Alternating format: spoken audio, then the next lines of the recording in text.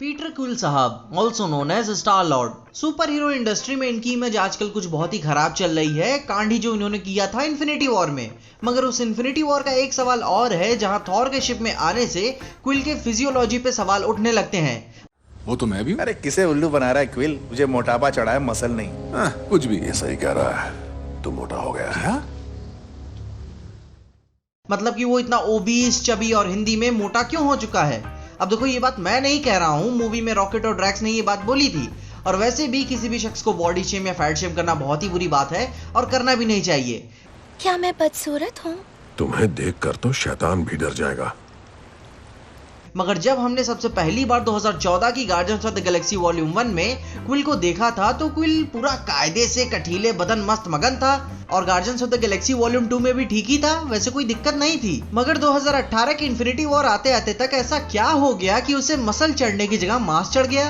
अब ऐसा क्विल के मोटा होने के कई सारे रीजंस हो सकते हैं, जो मैं आपको इस वीडियो में बताऊंगा ही। मगर इससे पहले मैंने इसी सेम टॉपिक के ऊपर बैटमैन के ऊपर भी वीडियो बनाई है, तो अगर आप बैटमैन के मोटा होने के पीछे का राज जानना चाहते हैं तो वीडियो जरूर देखना। मगर उससे पहले हेलो एवरीवन, मैं हूं पीजे और आप देख रहे हैं पीजे एक्सप्लेन। तो सबसे पहले क्विल के मोटा होने के राज जानने के लिए हमें यह जानना होगा कि ये सारी गार्डियंस ऑफ द गैलेक्सी की कहानी किस साल में टेक प्लेस की है। तो सबसे पहले वॉल्यूम 1 2014 में निकली, ये तो कंफर्म है, इसमें कोई शक की बात नहीं है। मगर वॉल्यूम 2 ऑफिशियली रिलीज हुई थी 2017 में, ठीक इसके 3 साल बाद। मगर आपको यह बात जान के हैरानी होगी कि guardians of the Galaxy volume 1 और वॉल्यूम 2 दोनों की ही कहानी 2014 में ही टेक प्लेस की है। और इस बात को ऑफिशियली मूवी के डायरेक्टर जेम्स गन ने वेरीफाई किया है इस चैट में। और इस चैट को भी ऑफिशियली digitalspy.com वेबसाइट ने वेरीफाई किया है कि ये सही है। मतलब कि इसे ऐसा भी समझ सकते हो, जब साल 2014 में captain America winter soldier release हुई थी, तो guardians of the Galaxy volume 1 और वॉल्यूम 2 दोनों की ही कहानी एक ही साल में खत्म हो गई, बस कुछ महीनों के दरमियान के अंदर।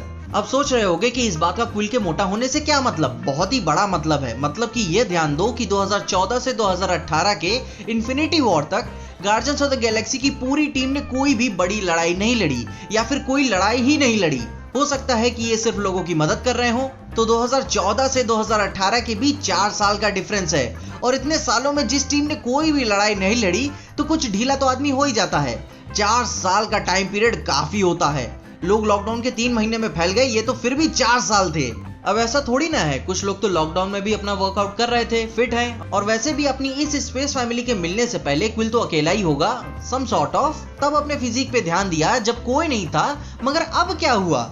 अब इसका भी एक कॉमन सेंस वाले रीजन बताता हूँ। जब इन्फिनिटी वॉर तक क्विल को 4 साल फ्री में मिले, जो उसके लिए खाली थे। मगर उसी खालीपन को भरने के लिए क्विल के पास एक फैमिली थी, उसे फ्रेंड्स मिले और जिंदगी में बाहर लाने वाली बहुत ही खूबसूरत गमोरा जैसी गर्लफ्रेंड मिली। और वो उस 4 सालों में क्विल किसी भी डेंजर में भी नहीं था कि अपने आप को फिट रखे। और ऐसा भी माना जा सकता है कि ये पास्ट के 4 साल क्विल के बहुत ही खूबसूरत 4 सालों में से एक होंगे।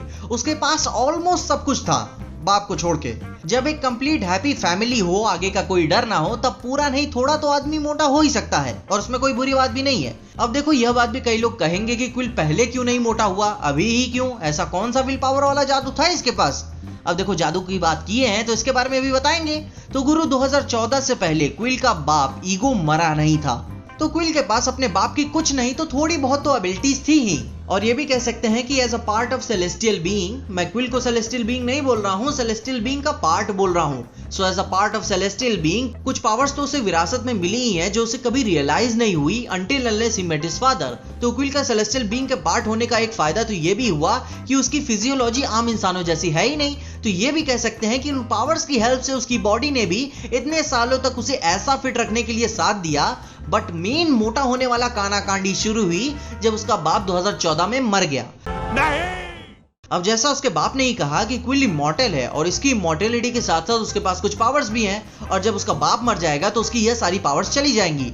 और मेरे को यह सेंस समझ में नहीं आता कि बाप के मर जाने के बाद पावर्स चली जाती हैं। इवन दो रियल लाइफ में चले जाने के बाद तो पावर्स बढ़ जाती हैं।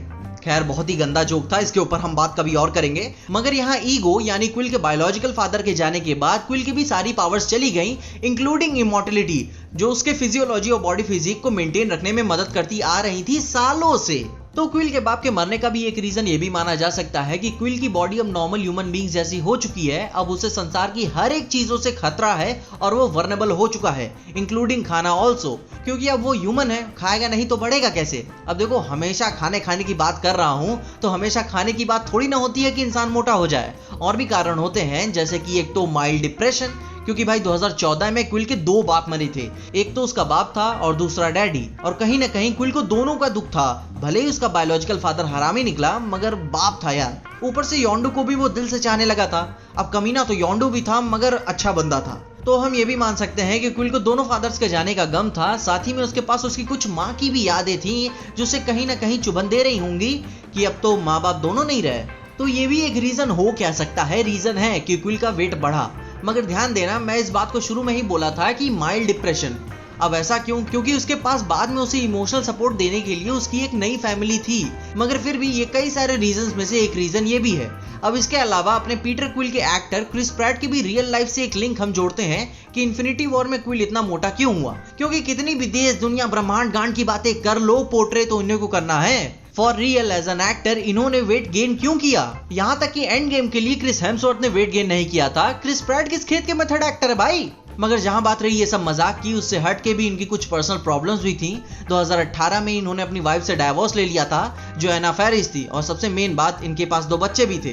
तो ये भी कुछ इनकी पर्सनल प्रॉब्लम्स अपनी मैरिज लाइफ को लेकर हो सकती हैं, जो कि काफी सीरियस है। काफी फर्क पड़ता है जब आदमी एक अपने से अलग हो जाए। अब देखो, इनकी पर्सनल लाइफ में हम ज्यादा नहीं घुसते हैं, मगर इनकी ये रियल लाइफ की मुश्किलों की वजह से भी ये माना जा सकता है कि इन्फिनिटी वॉर में ये मोटे दिखे। अब हाँ, हम सब जो भी कहें, कहानी की मांग तो क्विल को मोटा शो करना था तो वो तो करेगी ही। तो मैंने तो आपको ऑलमोस्ट सारी पॉसिबिलिटीज के बारे में बता दिया, मूवी की कहानी से लेकर इनकी पर्सनल लाइफ की कहानी तक।